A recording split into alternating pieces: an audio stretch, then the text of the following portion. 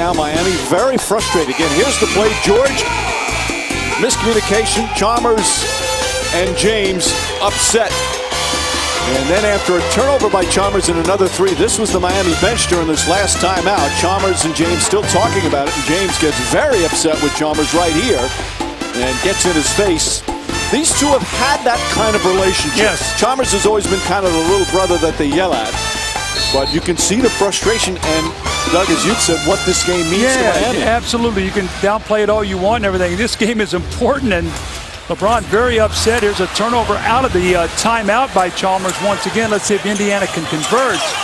LeBron turned the corner into the chest of Kanter. Just a good hustle rebound by Wade. Reset shot clock. Oh, exactly. Peanut butter to jelly. Or vice versa. This called a PBJ alley-oop. Well, they did a good job of. And LeBron James and Ntilikina, and that's what the crowd was waiting for. Oh, Kanter doing some mouthing. Oh, that ain't my house. Enes Kanter. You knew he was going to mouth off at some point. Here we go. Kanter started the whole thing. Yeah. And you said before the game he's mouthy. Here we go. He's mouthy, yes. Mr. Tough Guy. We got a double foul. We got a technical foul as well. Maybe double text. Kanter was outspoken because of LeBron's comments the other night. Ntilikina got involved or in front of LeBron and gave him a little shove, and a little shove. Oh, man. And here comes the police force. Right. Oh, look at Enes Kanter.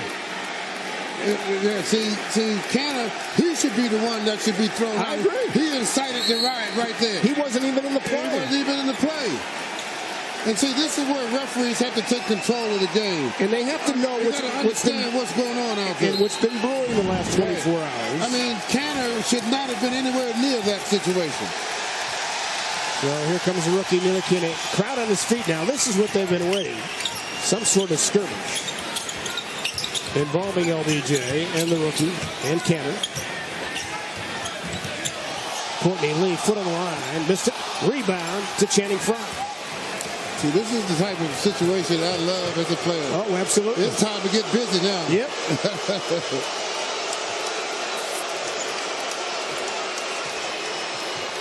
Kanter, momentary switch. He goes right at him. Blocked by Courtney Lee and a foul. That's right. Kanter looking like a human bobblehead. Says, no, it was not on me. 4.7 to go. Ooh, I used to love playing against guys like Kanter. Oh, man. I'm going right for your numbers every time. So LeBron is line for a couple here.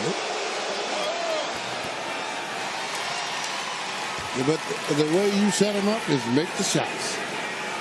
Kanter came to his teammates' defense when LeBron said that the Knicks should have drafted Dennis Smith Jr. He wasn't taking a slight at Ntilikina, but Kanter took it as a disrespect for the rookie.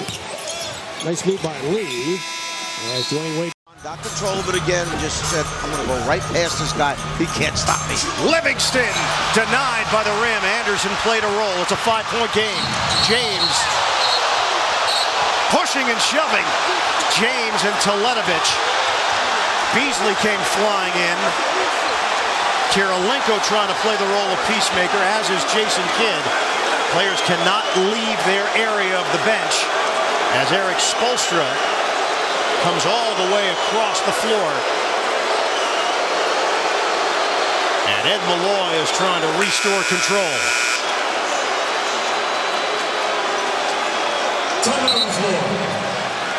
Let's watch as he comes down. LeBron with the ball. Watch his left hand first. Then after that, Mirza comes in and grabs him. Watch the left arm, bang, into Kirilenko. And now Mirza grabs him so he can't go up for the layup. And then you see LeBron start towards him, and that's when the referees are getting involved. Left arm into Kirilenko. There's the wraparound. We'll step aside. The intensity is getting ratcheted up here in Brooklyn. Another look. The left hand from James. That was a fend-off on Kirilenko. That's when Teletovic then tried to wrap up James and not allow him to get to the rim. That the flagrant foul was on Mirza Teletovic. There's a flagrant foul penalty 1. They called a flagrant 1 on Teletovic. The offensive on LeBron James. And the question, how can you call a flagrant after? 2 shots. LeBron James. Well, the only place he struggled tonight has been the free throw line, 4 out of 8. And a conversation between LeBron and Joakim Noah right now. And LeBron now walking a little bit closer to Noah, who's still talking to him. And somebody's got to stop this. I mean, it's the Chicago bench has got to stop this. That's correct. Yeah. Technical foul on LeBron, but well, first of all, I'm surprised that LeBron walked over there. Now, naturally, you and I cannot hear what Noah was yelling at LeBron. And now, what caused it, I have no idea. But Noah is not. Yeah, you can see right at the top. And just look right up there. You can see Noah yelling at LeBron. He's got his attention. All right, LeBron makes the foul shot, but now Noah keeps it up as LeBron is walking towards him. Now, you would like to have seen a coach tell Noah to knock it off, right? Right now, come on, we're down 19 points. Things are not going our way. You know, but I like to see that Bernie Bickerstaff stepped up so that he, shielded Noah in case LeBron would have rushed him, which I doubt he would have done. it looked like at the beginning it was almost good-natured, but then it continued and it escalated, and then it was obvious that both guys were upset. But there's nothing in it for Noah to rile up LeBron, and there's nothing in it for LeBron to get himself in trouble by approaching the Chicago bench. Well, down both. Now, I don't know what. A finals record now for most threes by a team. Curry had a notion there to Barnes. Green and James jawing at each other while play continues. Iguodala the pull-up. That won't go. And a double foul is going to be called. Channing Frye getting in between. LeBron James incensed. Green starting to walk away. James has more words. Remember, Draymond Green is 1 flagrant foul and 2 technicals away from being suspended.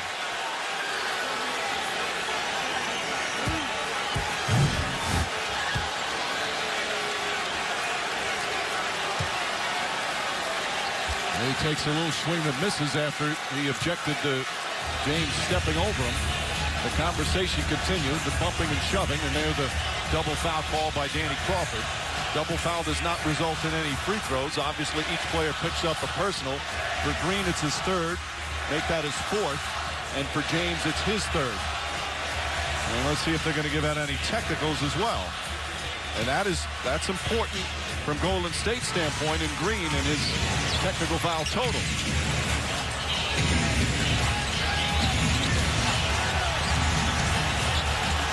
James usually doesn't respond like that, especially if the ball is still in play. As this physical play, again, we talked about it from the start of the game. It's been a physical game. Plenty of contact. And at a double foul there, they're now jumping at center court. And no technical fouls called. Usually you see a double technical in that instance, in addition to a double personal foul.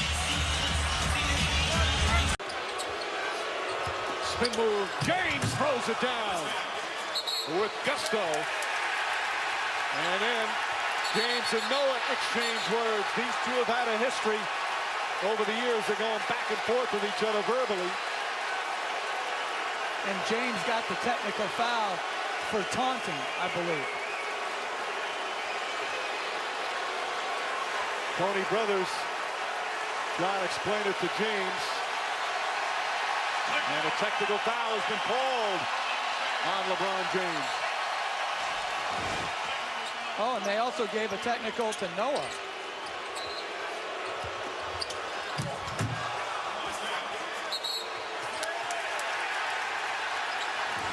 Well, James, the initial taunt, that with a technical, and then Noah, you heard him say kind of, yeah. Maybe that's why he got it. So double technicals, nobody shoots. In that situation, I'm not a fan of double technical foul. In that situation, of 18 in game 2. Entry pass into Gibson. Gibson swallowed up. And Mohammed fouls LeBron James, and then a technical foul on James. And Mohammed, for some reason, shoves James. And we're having it again. Players losing their cool and their poise here over what seems to be normal NBA fouls. James shoved Mohammed. That's why the technical foul was called. And then Mohammed shoved James down. It'll be interesting to see if they throw Mohammed out because James fell down. That's just a foul. So James throwing him down, and then Mohammed responding to it. You know, when I look then you at had that Gibson again, and Anderson going. I'm not sure James necessarily pushed Mohammed down. He got wrapped up. Well, yeah, he did. But he's just trying to discard a guy who's wrapping him up. But with what's gone on so far in the series, the officials are going to be quick to call technical fouls on any after the whistle play. See, I'm just saying, like, on that, I get it, why he called the T. This one's obvious. Now, does that shove because he fell get ejection? No, I think they're the same. But so they're probably both will get technical I'm going to fouls. say Mohammed will be ejected because James fell. Well, it was certainly a harder shove, but I don't think so. Naz Mohammed, who's played limited minutes but has played well when he's had the chance. Again, it's Tom Thibodeau's had to go down his bench and play guys more minutes than they ever expected. You can't do it. That's the bottom line. You can't do it. You just had a technical foul called on LeBron James. You're going to get an extra point. You're too valuable. Their depth is totally limited. So Mohammed going to stop the fast break and commits the hard foul. James doesn't like it, so discards him. And then Mohammed with the hard shove. David Guthrie, the official, did a good job getting Gibson away from Anderson. Again, the way the series has gone, and the officials, they look at all the tapes from the previous game. They do a scouting report like the coaches do, and they're going to call that after what happened in Game 2. This is absolutely going to be called a technical by the way the series has gone. But I was very interested to hear what Steve Jaffe, who works for us at ESPN, said after Game 2. He says they call the games not just for that game, but for the games that come next. And that's very interesting to me. I would think you would just call it for whatever you see in that particular game. Well, with the history in a series and sometimes history between two players. Now, Mohammed has been called. So James gets the technical. And Mohammed has been ejected. You're absolutely right, Jeff. And if LeBron James does not fall on that, Nazr Mohammed is not ejected. That's my problem with how the officials are instructed to do it. Now Mohammed's getting a standing ovation from the Bulls fans, and you like sticking up for your team, but that's a bad decision on Nazr Mohammed's part. I've never understood that. Why getting thrown out brings a resound, and hurting your team gets a resounding standing ovation. So instead of the Bulls getting one technical free throw attempt, no free throws because it's a double tech, and they lose a key player off the bench on already a shorthanded team. Now, granted, Mohammed's not going to be a lot of minutes, but still an important part of what the Bulls want to do. Well, what do they do if they get foul trouble in the front court? Butler foul on the entry pass, and now you will certainly see every little thing called to make sure. Ball, and Harden wanted the foul. Instead, it's 5-on-4 here with James attacking. And that is the second charge. Look out, James and Beverly in a straight there. Easy there. Inside the restricted circle. All players stay on their respective benches. So no suspensions going forward. But James bowled over Beverly.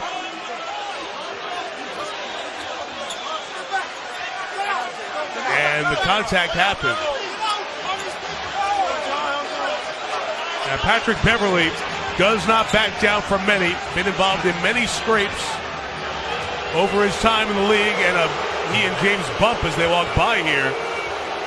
There's no doubt about it. Their respective benches, and the officials will now take a peek on video. Now you're right on it. Now just watch as Beverly tries to take the charge here. Now LeBron is going strong to the rim. There he is. He's outside the three-point line as the pass is made off. Now, depending upon who you're for, right now you're going to make a decision that the other guy started it, okay? Well, we'll see this a few times. LeBron goes down. Watch his left hand. His left hand is on Beverly. He's going to push himself up to get up, and Beverly starts to throw the arm up there. As soon as Beverly engages, James pushes back. And is one person more at fault in escalating this event than the other guy? It's going to be very hard to separate here. Well, we're talking about a 6'8" guy at 260 over a guy at 6'1", all right? And then you're going to say whether he allowed him to get up, whether Beverly said something as he was coming up. Only the guys that are involved understand what happened there. The combatants in the middle of the mix there. But to me, I think that LeBron gets away with an offensive foul. Well, here's the bump I talked about, Hubie, a moment ago. The first call here is technicals on Beverly and James and a common foul called on Beverly. Now, the fans are watching the video here in the arena on the big screen. They're seeing the same thing that you saw at home, so that's why you heard them react in the back. No suspensions going forward, but James bowled over Beverly.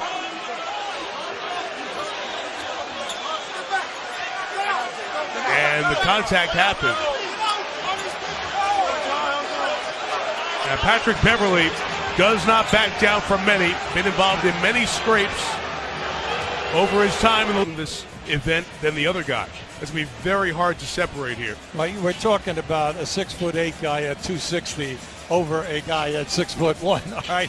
And then you're going to say whether he allowed him to get up, whether Beverly said something as he was coming up.